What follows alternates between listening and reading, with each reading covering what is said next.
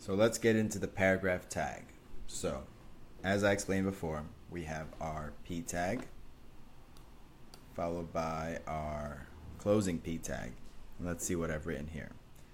P tag defines a paragraph, and we use this tag to wrap paragraphs of text, and it adds a little bit of margin by default to the top and bottom, so you can see the spacing. Now take a look at this area right here when I remove the p tags. Notice how it pushed up a little bit.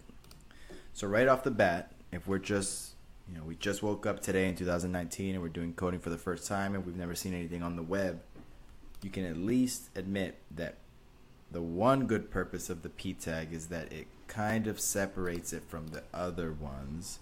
For example, take a look at this. Right, so we could add line breaks here to break up the line, but we actually get an added bonus from the p tag. It wraps up our information in something that's understandable to the computer. Hey, this is a paragraph. And it visually displays that information by also moving in a little space, a margin between that one and the other text, which at this point is unmarked up. To illustrate this, we add the p tag. Students often ask me, what is the purpose of a p tag? Couldn't we just put a lot of text in just normally and then manipulate it in other ways? Well, this is one good use case right here. If you want your paragraphs broken up in an identical way, a way that will be consistent, use your p tags to just group this information. And as we get more advanced, you'll see that everything kind of needs a tag. And doesn't necessarily have to be a p tag, but if you need space and you don't want to add anything else and remember that p tag adds that space, throw it in a p tag. Get the benefit that you need from the tag. The markup is there to help you express your web page the way you want it to. And in this case, if you just need space in the top and bottom, don't add a line break at the top and bottom, just put it in the p tag and it happens automatically. So anyway, for this challenge, we're going to get down here and write down your favorite song and put it inside a p tag. So I'm going to do it here. Now note, an error I've seen many times is that people like to put their code right here in this spot. Do not do that. If you do that, nothing is going to show up on the right hand side because these are HTML comments. So I'm going to say it now with the first challenge, and if you see later on that you're writing your code and it doesn't have the syntax coloring, like it's not this kind of golden yellow, then something's wrong. Okay, so always pay attention to the coloring of the syntax tags and the CSS rules, because it's usually your first hint that something is incorrect. Anyway, why don't we, for good measure, if you see one of these, put it underneath. But if you see one of these HRs, put it underneath. But mostly it should be the last thing on the page. So I always give myself a lot of room before I get to work. Anyway, anything that we do here is going to show up right underneath this line. And the challenge is to write your favorite song. So I'm going to put in mine, not really, but it is a song. And get used to doing this. Write your opening and your closing tag right away. See how I've written it? It's kind of like ready to go. I've primed it. The p tag is there waiting for me to use. And I know that whatever I put in there is going to work because I've already taken the time to write out the tags perfectly. Right? So that's just a tip as you move forward. You could also do it as you go, like this. And content. And then. But my preferred way is to just kind of write them both so I can focus on the content and the coding separately. So now that we have our p tag, I'll put in my name of my song. And there it is. Let's just confirm that it's a p tag using developer tools.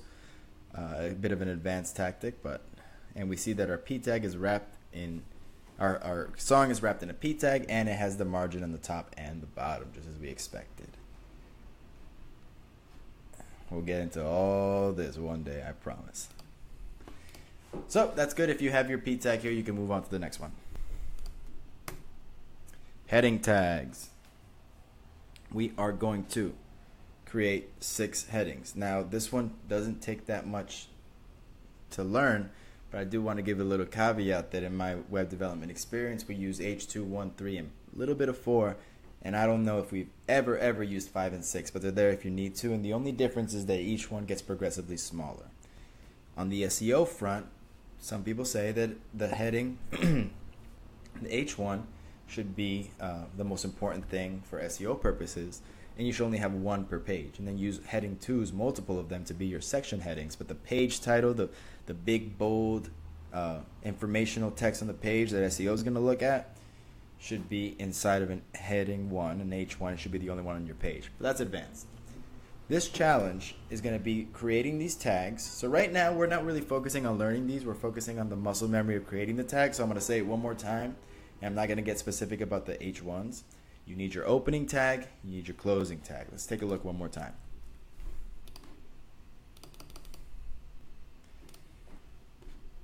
Opening, closing, 2 carats, 2 carats. Only difference is the slash and the content inside. You will forget this one and then start writing right away.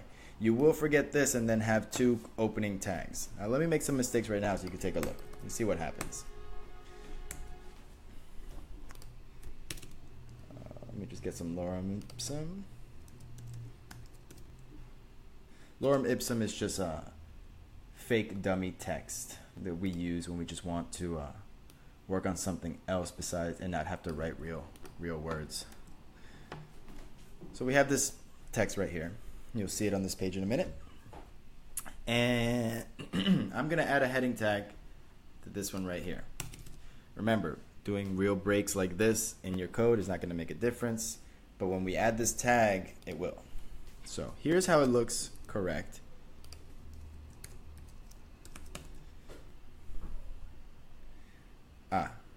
And look at, and not only does it make it bold, but it also gives you a margin. It looks like a bigger one than padding, than the paragraph tag. It's like all this and all this.